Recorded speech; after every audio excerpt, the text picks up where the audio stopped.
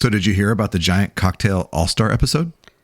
Yeah, I did hear something about that. I'm a little confused. How is that supposed to work? Well, the listeners vote, and then the top vote getters participate in the All-Star podcast. Wait, but it's just for giant cocktails? That doesn't make any sense. If there's only two of us. It seems like we would both get voted in, and then that just makes it a normal episode. Well, that's the thing. See, the voting happened, and Bob is the only one that got votes. What? But Bob's the only one that got votes. Yes. The listeners voted, and Bob's the only one that got votes. I'm afraid so. Bob's not real. Like, Bob is not he does not exist. Like, Bob is not a thing, okay? Like, he's a guy in a studio who records for us once a year the stupid things that you and I think he might maybe need to say. This is Calm down, Ben. Yeah, Bob, I agree. Calm down, Ben. And hey, Bob, since you're here, since there's only 3 of us, do you think we could all participate in the All-Star episode? Not a chance, boys.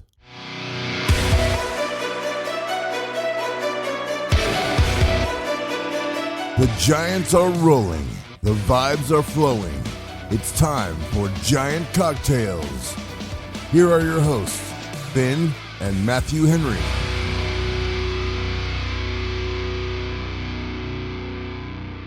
Welcome to episode 307 of Giant Cocktails. Matthew, Jonathan Sanchez had a 3.07 ERA during the 2010 season, helping our San Francisco Giants secure their first World Series championship. He was 13-9 that year. That's it. 13-9 with a 3.07 ERA. 13-9.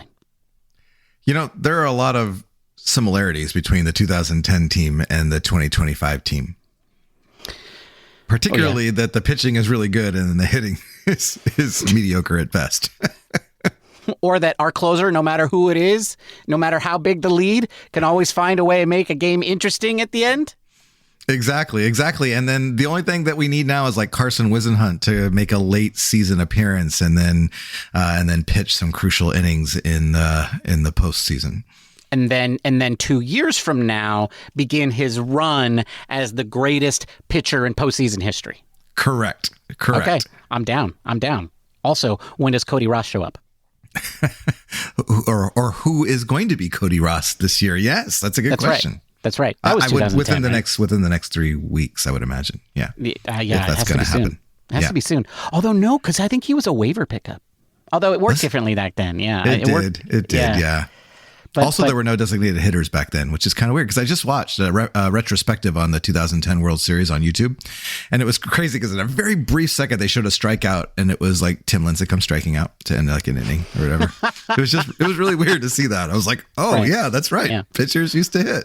Well, and Aubrey Huff hit a home run in the World Series as a DH, and I think he was like the first starting DH for the National League to hit a home run in the World Series in like, I don't know, a long time. But maybe I'm misremembering. Enough with the banter. Let's talk cocktails. Oh, yes, you are right, Bob. It is time for the cocktails. What are you drinking, Ben? Well, Bob, I gotta come clean, man. I have not been really thinking about my cocktail recipes ahead of time. I've been really slacking on it, and that has continued today. I didn't even come up with a good name this time. So what am I drinking? Well, we're just going to call it a Cherry Ginger Highball because that's what it is. It's really tasty and I like it a lot, but it's nothing fancy. And you can find out what makes it not fancy at the end of the episode. What are you drinking, Matthew? Bob, I'm drinking a cocktail I'm calling a Watermelon Club. And I'll tell you all about the Watermelon Club at the end of the episode. Is it like a club that's in a watermelon? Or is it like a weapon? No, not a weapon. Oh, I didn't really think of it that way. We'll discuss. Okay. It hits you upside of the head and poof, you're out. That's right. It's a very strong watermelon club. Anyway, today is Sunday, July 6th, as we record this podcast. Our San Francisco Giants went 2-1 this weekend, and they also won a game in Arizona since we last spoke. Oh, we should have put that in there, right? Yeah, it was 3-1. Huh? Yeah, 3-1, not 2-1 since we last spoke. That's right. They're 3-1 since we last spoke, and since we should give them that extra win, right? We should. I'm gonna edit our notes right now. Okay. Okay. Even though we got past that part. Yeah. So they won the last game of the series against the Arizona D-bags, turning what looked like it was going to be a disaster of a series into a 4-game split. So, that was a nice surprise. And then they went into Sacramento and, they took care of business. Okay. Look, it's not like the A's are the worst team in the American League. And they certainly look like they played the A's better than they played the White Sox and the Marlins. So I'm taking those as positives. Now, we are going to talk about the series in depth. So we are going to have to talk about Friday, a.k.a. the 4th of July, a.k.a. Independence Day, a.k.a. I Hate the Giants Day. But we're going to do that when we get to it. So we will cover that. Before we do that, though, we should probably take a look at the standings, because Matthew never likes to look at the standings, and I think it's important. It's important for us to take stock of where we are. It's not that I don't like to do it. It's just, it's actually not a standard thing in our show notes. And if it's not in our show notes, then I tend to just You just forget about it. You just don't do it. You just don't do it. Okay. Yeah. All right. Well, okay. But kudos to you for remembering. You don't need any show notes to remember that there's standings. So good for you. I don't need the show notes to remind me that the Giants are 7 games behind the Los Angeles Dodgers. And I can still remember when they were tied. Yeah. So your San Francisco Giants, they're in tied for second in the National League West. Although they would lose the tiebreaker to the Padres, and they played 2 less games than the Padres apparently, or 2 games more than the Padres, so they also lose on percentage points. But they're tied in terms of games back with the Padres for second place in the National League West, a good healthy 4.5 games ahead of the D-bags, and a lot more of that in front of the Colorado Rockies, who still exist. In the wild card standings, the Giants are still not in a wild card spot. But that's because the Padres have the 3rd spot and the Giants lose out on that. I think because of the tiebreaker, right? They played the Padres twice, and I believe they're 2-3. I don't want to go look at that because it's only going to be worse if I'm wrong. So, but yes. We haven't won more. Let's just say that. Right. But the point is, they're there. They're like tied for the 3rd wild card spot. So, and it feels like we're moving back in the right direction again. Okay? So, like, we've won 4 out of our last 5, Ben. You gotta have a little bit of optimism with that. That's right. That's right. You do. And I know that usually I'm the cynic on the show, but I'm just going through something right now, people, and I need this. Wow, mental note to self. I don't really... Did I mean that when I just said that, or was that a joke? I don't know. Something to think about before your next therapy session. Yeah, I talked to a therapist about how I need the Giants to be good and what that means for my emotional state and what that means about me in general, that I need a baseball team to validate me. Wow. That's going to take up at least 3 or 4 weeks. Yeah, that's multiple sessions right there. That's multiple sessions. She's all like, cha-ching, cha-ching. Anyway, so what are we talking about today? Well, as I said, we're going to talk about the A series. And then, hey. Now. You're an all-star. Get your game on. Let's go. Play. Yeah, we don't know the words. Pretty sure I was right. I don't know. I don't know. I didn't know we were singing. I was just going to say the words. I wrote them out in the lyric form. I figured you would, Well, you didn't put the little musical notes next to them, and that's how I know I'm supposed to say them in a sing-song voice. I thought it was just like one of those things where I recite the lyrics as if I'm speaking like a normal person. Hey, now, you're an all-star. Get your game on. Go play. See, you can't do it. You can't do it. I can't. Yeah. No, you start talking. I'm going to finish it in song for sure. Watch this. Shave and a haircut. 2 bits. Every time. Maybe I should do that again later in the show. We'll see. But before we get to the All-Star game subject matter, which I think will be the first time we're talking about it officially this week. I think we made some jokes about it. We did. Yeah, but we're finally going to talk about it. But before we do that, we've got to get to some tidbits. Matthew, yesterday, I took a look at the transactions list, and it was like 17 names long. It was like the old Farhan days. I mean, it looked like a Tuesday on a Farhan Zaidi era. But I was just like, so-and-so is up and so-and-so is down and so-and-so was outrighted and purchased. And then there was this guy named Sergio Alcantara who was a giant. Allegedly, he played in a game that I chose to not remember. Yeah, so a lot of stuff going. Did you know that Mason Black was on the team, Matthew? I did, because then he pitched a lot and then he was gone. Yeah, so he's gone. Yes, Sergio Alcantara was on the team for a brief moment because he knows how to play third base, and the Giants were just fresh out of guys who knew how to do that.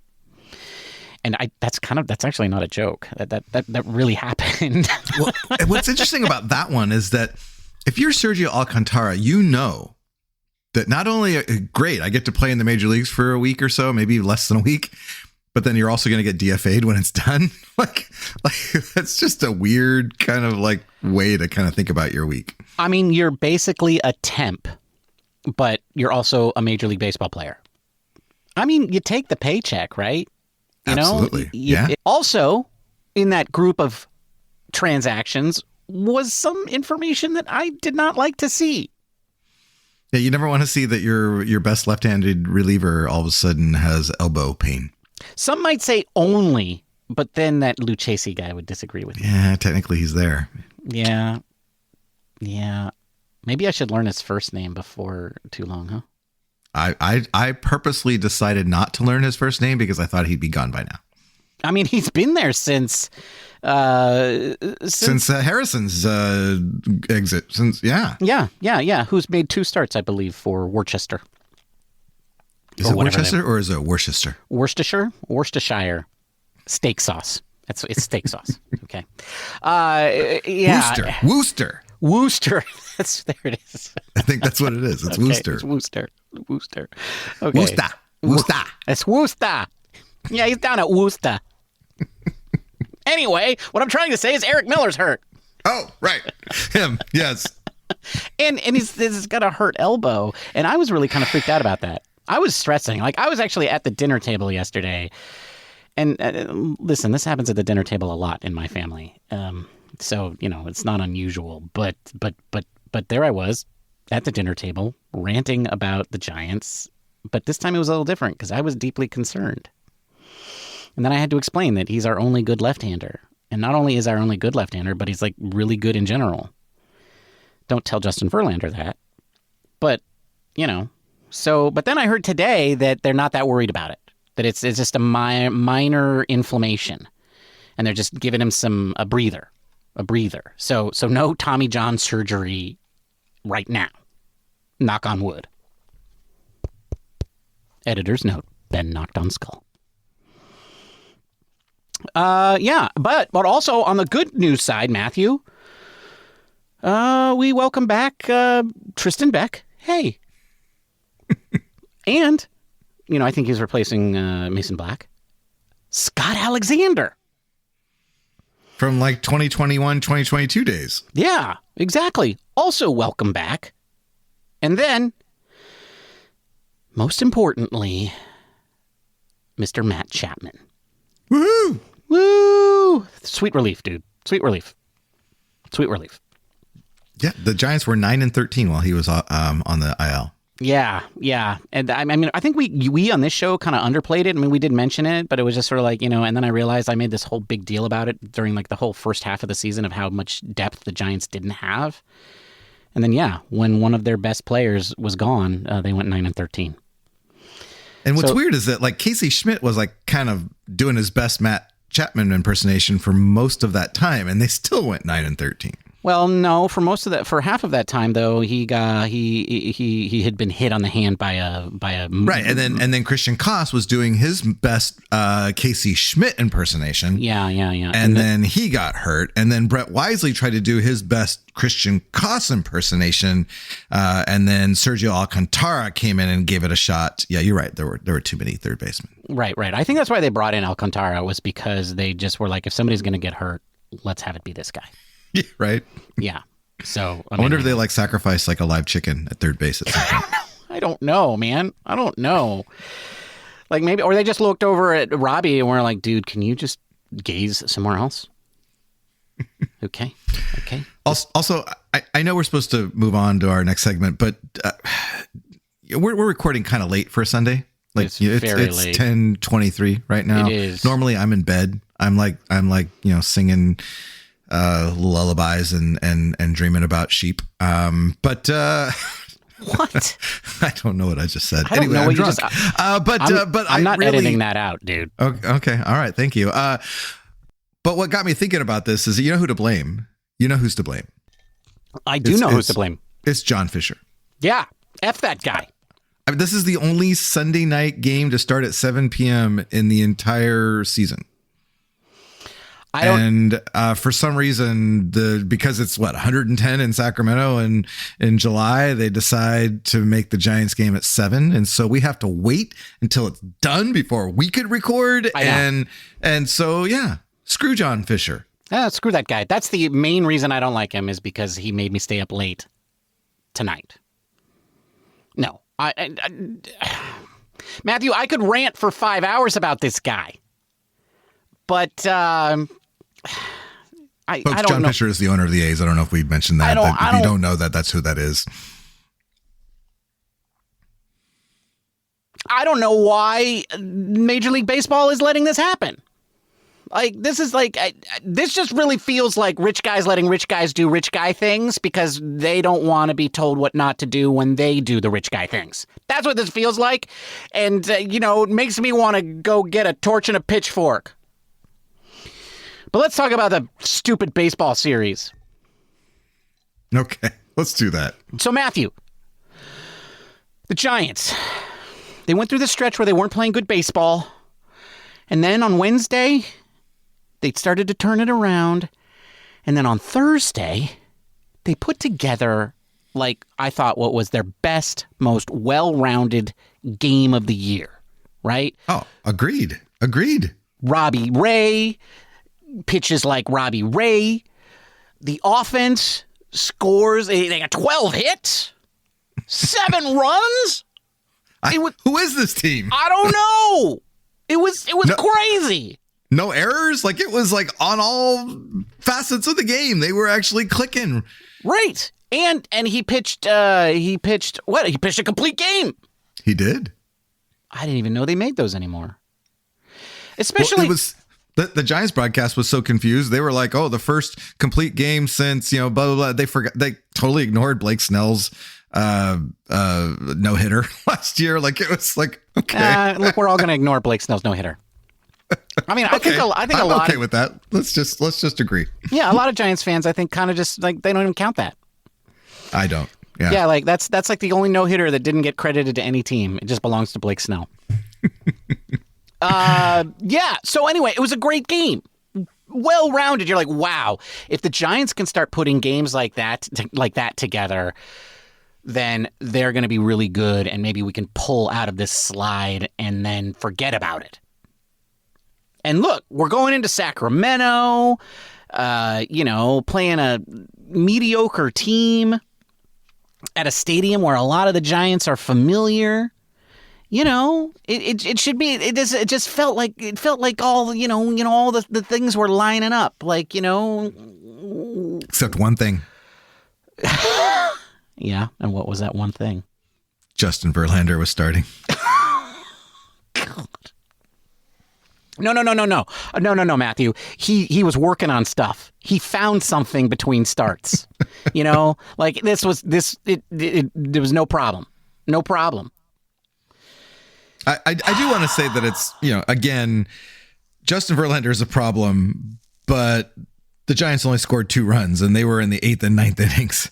So it wasn't as even if Verlander had pitched well, it's not like the Giants were going to win this game. Yeah, I mean, that was my point, is that they played that game on Thursday, which might have been their most complete win of the season.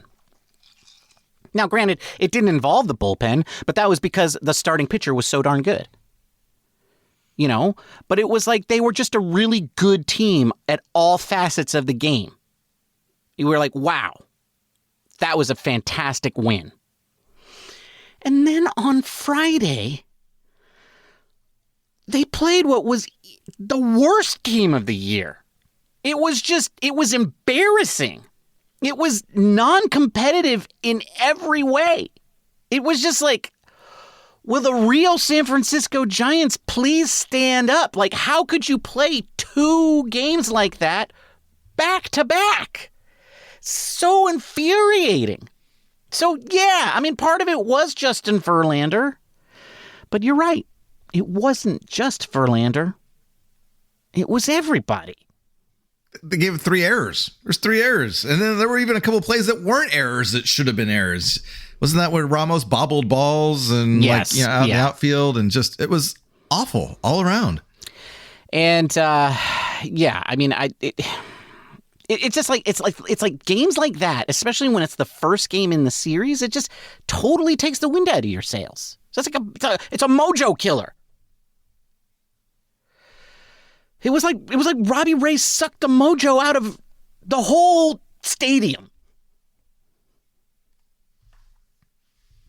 The only thing that made me feel better about that day was that the Dodgers lost 18-1. Yeah, that did. Yeah, while that was going on, Matthew, it was worse for the Dodgers. And what was really great about that? Because let's do this, because that did make me feel a lot better. What was really great is that Jose Altuve, and I don't know if you know this, Matthew, but the Dodgers fans, they really don't like Jose. I kind of knew that. Yes. Yeah. Well, so he hit not 1 but 2 home runs in that blowout. His first 2 home runs in the regular season in Los Angeles, which was pretty lovely. And also, Matthew, I don't know if you know this, but Dodger fans feel as though maybe they did not get a fair shake in that World Series against the Astros. No. Yeah. So like whenever they play the Astros, they want to, give them an extra whooping. So that didn't happen. And that was soulless. I did watch a lot of highlights from that game later that night. And in fact, it got better in that regard, because the Astros ended up sweeping them. And, so the Giants actually gained 2 games on the Dodgers this weekend as they won the last 2 games of the A's series. Let's see. What are some of the things that happened, though, on Saturday and Sunday? Well, first of all, the good Giants showed up again on Saturday. And it was a lot like Thursday. Like a dominating performance from your ace, Logan Webb. The Giants scored 7 runs again? Did they end up scoring more than that? No, that was it. 7-2. 7-2, right. And, so that was good. Very good. And, what has stuck out, and we haven't talked about Sunday's game yet, but we started to see the emergence of Willy Adames. And I know you don't want to talk about this. We can't. Look, we talked about this off show. Like, you might scare it away. Oh, you just Benjamined me. You Benjamined me. Benjamin, Justin, we're talking about this. Don't. Don't middle name me. Like, people know my birthday. They know my middle name. Next thing you know, there's gonna be 25 of me running around out there because of you, man. Like, do you just want them to just steal my house? Benjamin Joseph. Thank you. We're talking about Willy Adames because we've been so hard on the guy because frankly he deserved it. But now over the last week he's hitting 435. 435. He's hitting 423. I refreshed. Realized that I hadn't refreshed since the end of the game. Right. Okay. Yeah, he did not get a hit on his last at bat. Last at bat. Yeah. But you go back over the last 2 weeks, and he's batting a cool 354. Willy Adames is finally coming back into play. Like, now, if you extrapolate his stats over a full year, you're getting into respectability. So hopefully we get a little hot streak out of keep that going, and all of a sudden our long-term shortstop is playing like we expected. I mean, it's about time. It's about time. And, he'd actually been on a slow sort of resurgence for like the past 4 weeks almost. Yeah, but you almost didn't want to acknowledge it just because it seemed like maybe it was so fragile. But because now you didn't want to like scare it away. Exactly. This is why I didn't want to talk about it. We didn't talk about it for 4 weeks, and it kept getting better and better. Yeah, well, I mean, even looking at his last 30 days, he's batting 308. So I feel like we can kind of breathe easy a little bit. Willy Adames has finally turned the corner. Well, and the power has also started to show up. Amen, right? brother. And I think that the main thing, though, is that we just need 2 or 3 of these guys to play at the level that we expect them to play. So Adames and Devers. I think we can put Ramos into that category, who I'm not saying isn't. I mean, Ramos had, I think at this point, 1 mediocre stretch for the whole season, and otherwise has been fantastic. But if you have those 3 guys, and now you got Matt Chapman back, and then hopefully when Casey Schmidt comes back, he can play at a high level, and maybe he's our new starting second baseman. Suddenly this offense, seems like it could be at least average. Is that too much to ask? It feels like it's not too much to ask when you look at these guys. But then when I think about how they played for the last 3 weeks, and they did all of that when Willy Adames was hitting 308, Matthew. I didn't know he was doing that. I just figured he was being bad. And you're telling me they were that bad when he was good? Yeah, but then remember, Chapman was gone. Mm-hmm. We had also our man who I love. You know how I love him, but Wilmer was struggling. Mm-hmm. So there was other reasons. Oh yeah, maybe it would have been worse if Adames hadn't been playing the way he was been playing. Right. Adames had 6 home runs in the last 30 days. I mean, that's right. And there was nobody else that was bad during that time. I've learned my lesson. You guys can stop with the hate mail, okay? Just stop. Stop with the hate mail. Okay. I'm going to scroll pretty far down over the last 30 days to see where Mr. Jung-Hoo is. Yeah. He was hitting $145. He's hitting $145 over his last 30 games. I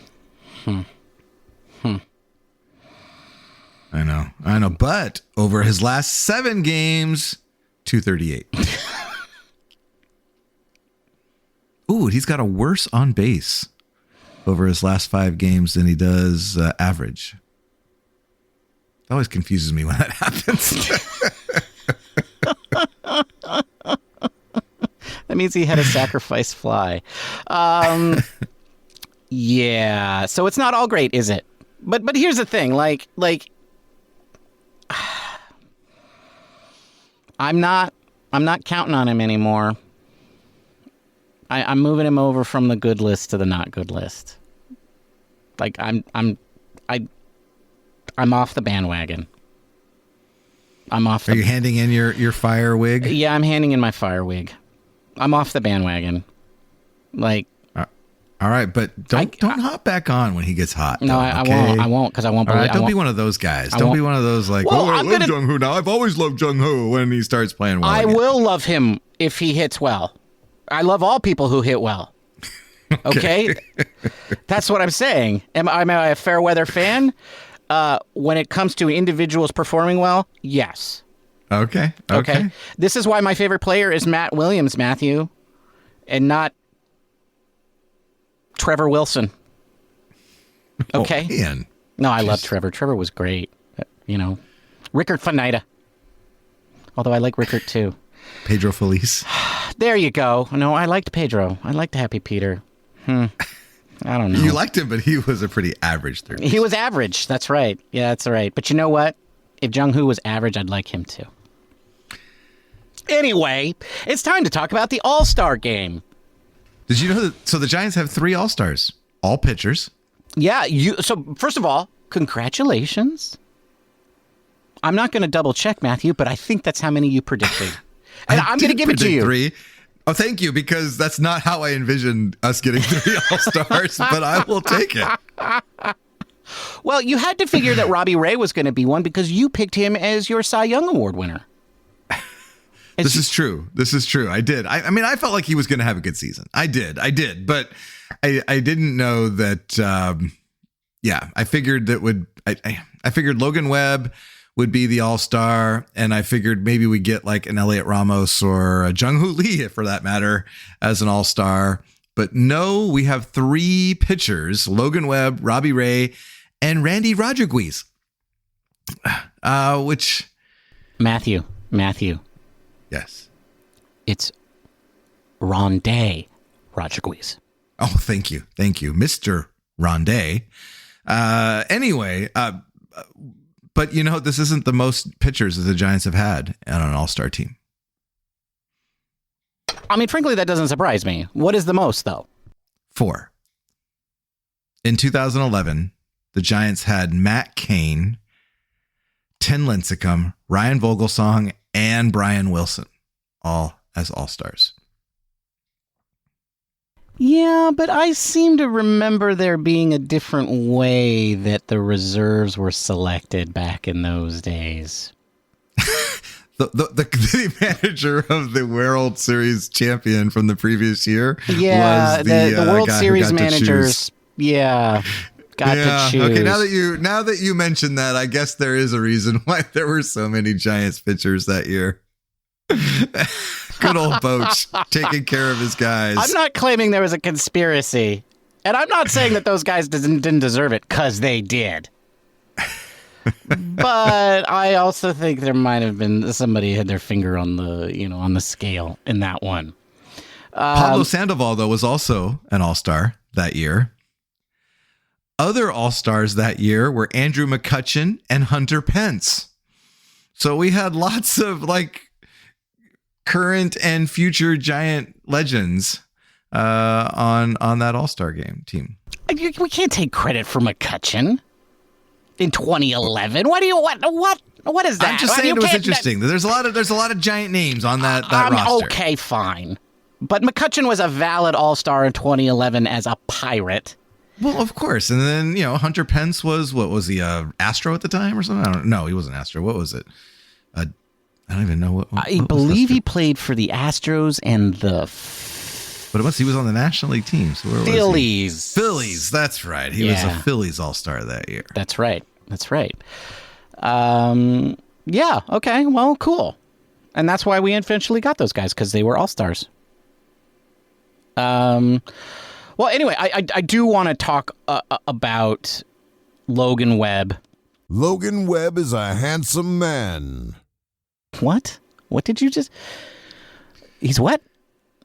Well, I'm not going to lie. He's Bob, you're right. He's a handsome man. I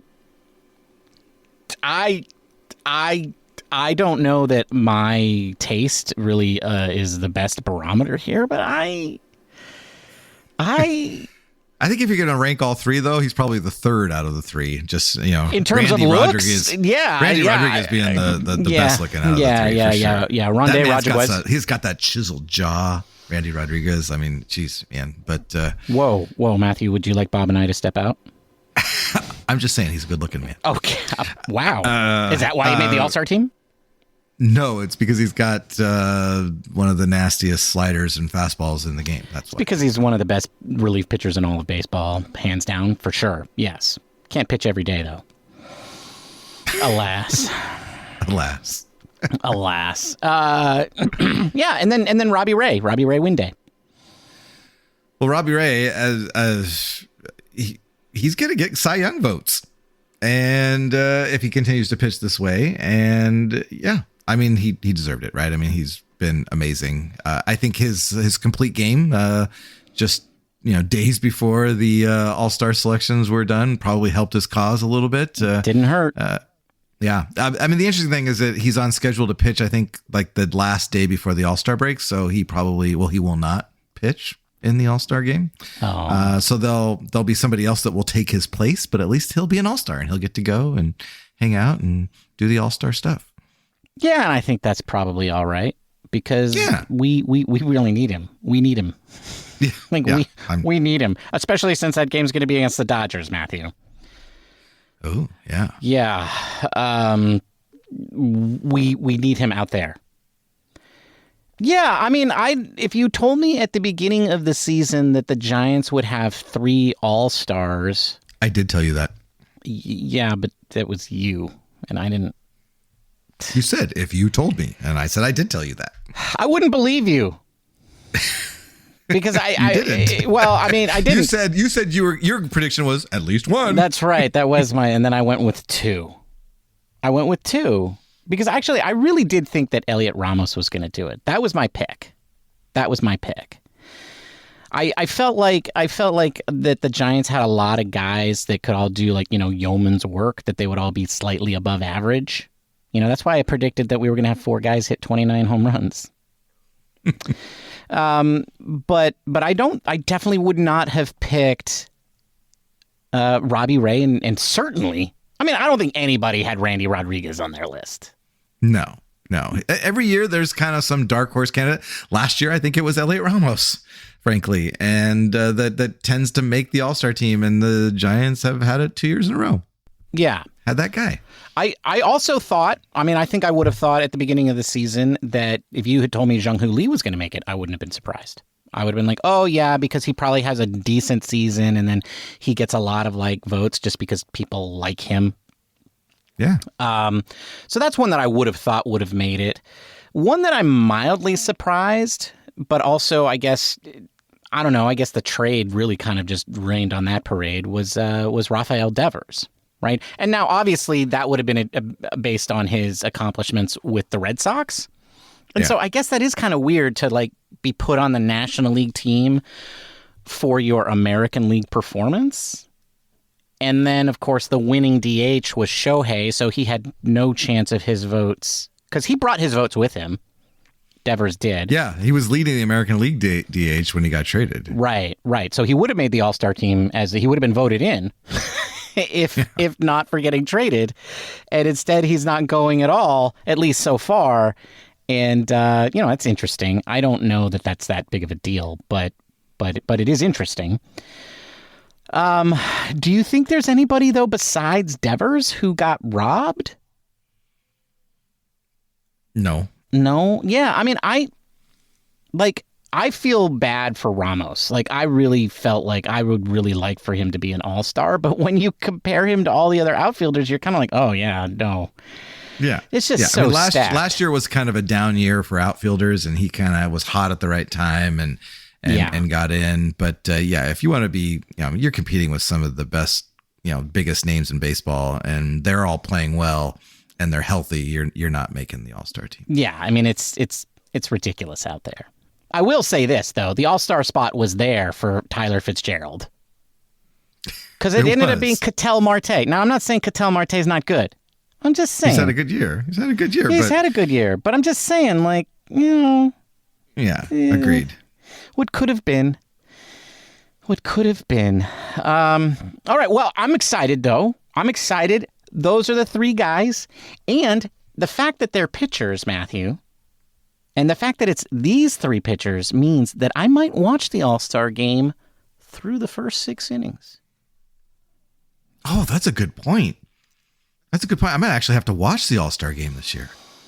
Are you? There are Giants on the team every year, Matthew. Why? Oh, because of which one of these? Oh, because it's Randy. because you want to see his chiseled chin. Usually it's just one guy, and I just catch it on YouTube after the game. Right. Like I just, I'm not watching the whole like pomp and circumstance stuff. I don't care. Right.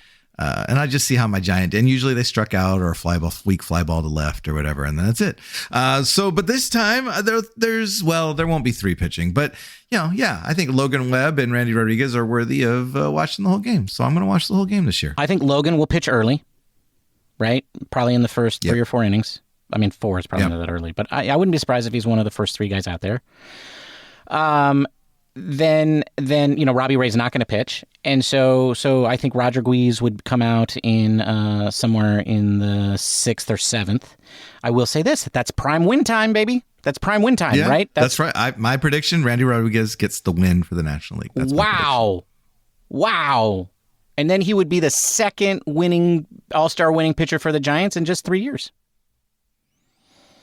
Really? Yeah, Camilo won the All-Star game. That's right. How soon we forget. Yeah. I didn't forget. I don't. How soon we forget? How soon I forget? Yeah. How soon you forget about the best player on the team?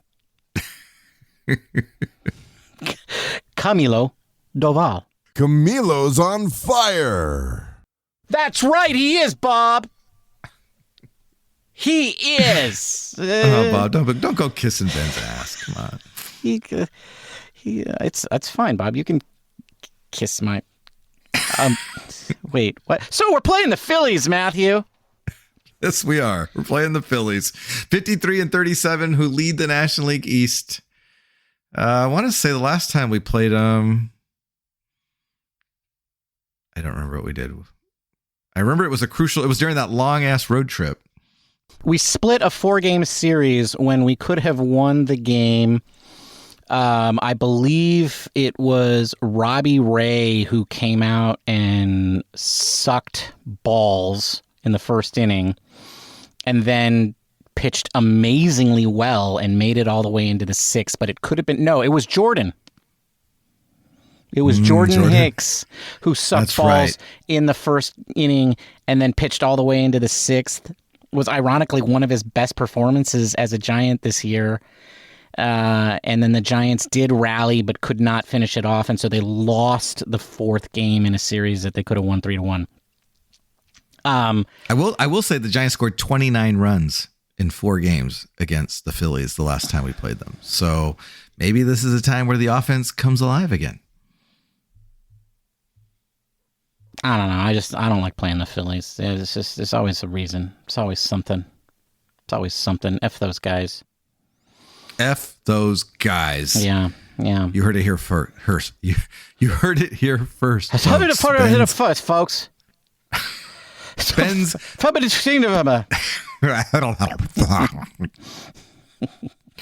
Ben's cutting edge analysis. That's right. I just need somebody to Cody Ross these guys. That's all. All right. Well, and then after that is the Dodgers, and then the All-Star break. So we got a tough 6 games coming up before the All-Star break. That's right. We do, but like this is it. This is the baseball. And Casey Schmidt coming back soon, as early as Monday, I think. So maybe we have a full lineup for the first time in a while. Maybe so. We have all of the guys that we would choose to be our starters at this moment in time. I'm not going to hold, because you know how this goes, Matthew. As soon as we start talking that way, and then somebody gets hurt. Yeah. So I'm not going to do it. No, you're not going to talk about the roster crunch? I'm not going to talk about the roster crunch. Bob! Isn't it time for the booze, boys? Thank you, Bob. Yeah, Bob knows. He knows what's Bob up. Bob's like nodding his head at me. He's like, yeah. Oh no, Matthew said roster crunch.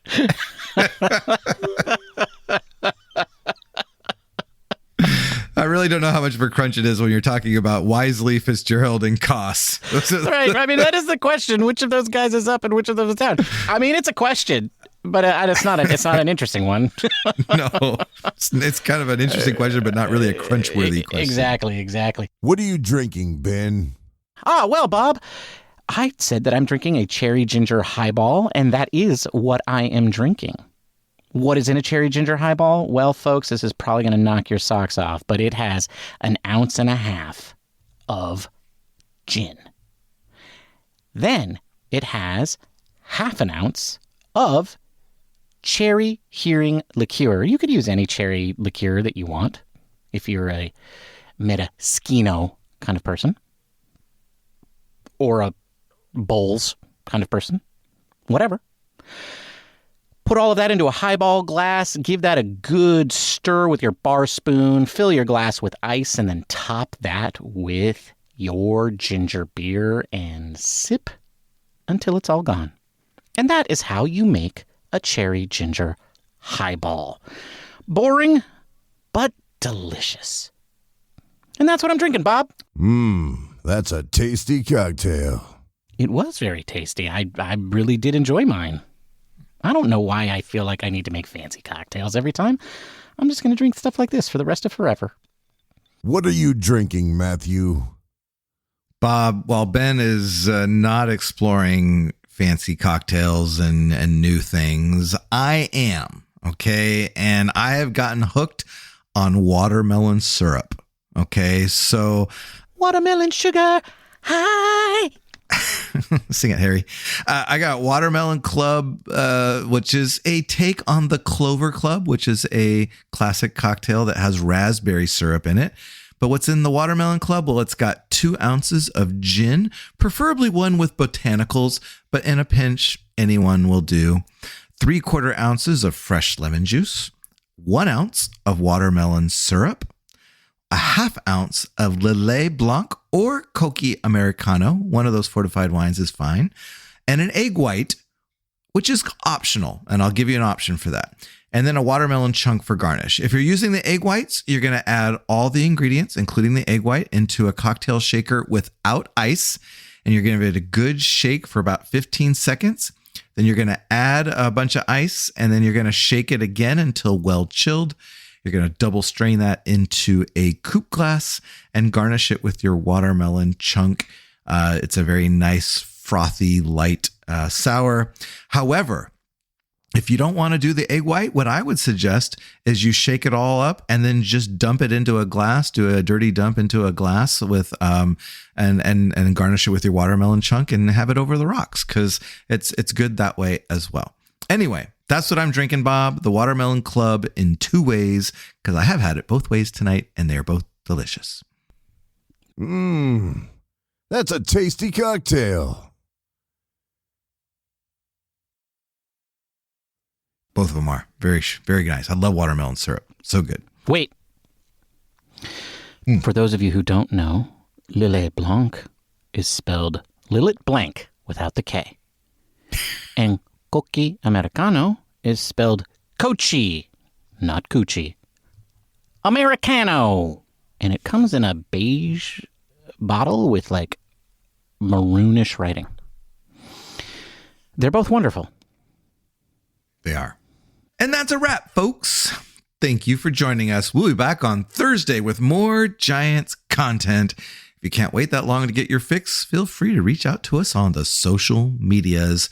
You can find us in Zuckland, aka Instagram and Threads, where we go by the username Giant Cocktails. You can also find us on the Twitter, formerly known as Twitter, and Blue Sky at the same username. Don't forget, you can also listen to us on YouTube. So run on over there to like, subscribe, and comment. But most importantly, be sure to leave us a positive review. That means a 5-star positive review at your podcasting platform of choice, aka Apple Podcasts or Spotify. Ben, it really was great talking Giants with you, especially when they're winning. Until next time, cheers, my friend. What's a person called that likes clocks? Then just say goodbye. What's the person who likes clocks and stuff? Clock lover. A clock lover. Yeah. Clock lover. Cheers, Matthew. Bye, everybody. Goodbye. Thank you for listening to the Giant Cocktails Podcast, Until next time, bottoms up.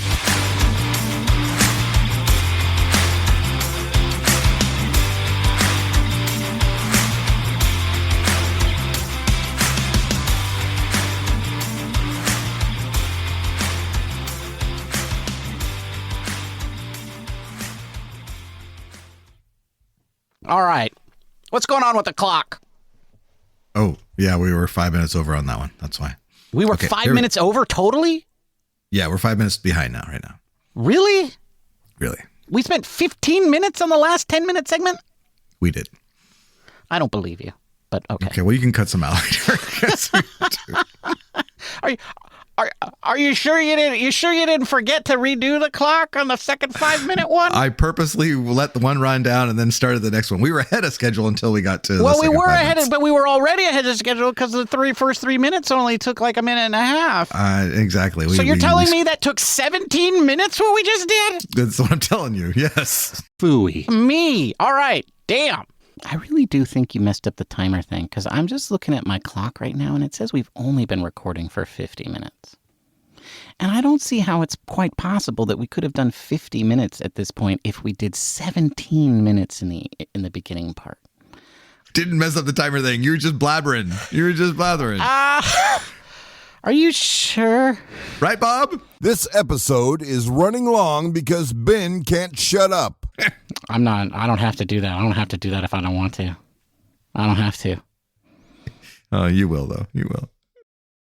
How come Bob doesn't say, Matthew is a big giant phooey, sucker? How come he doesn't say that? Because I'm the one that talks with Bob's agent. That's why.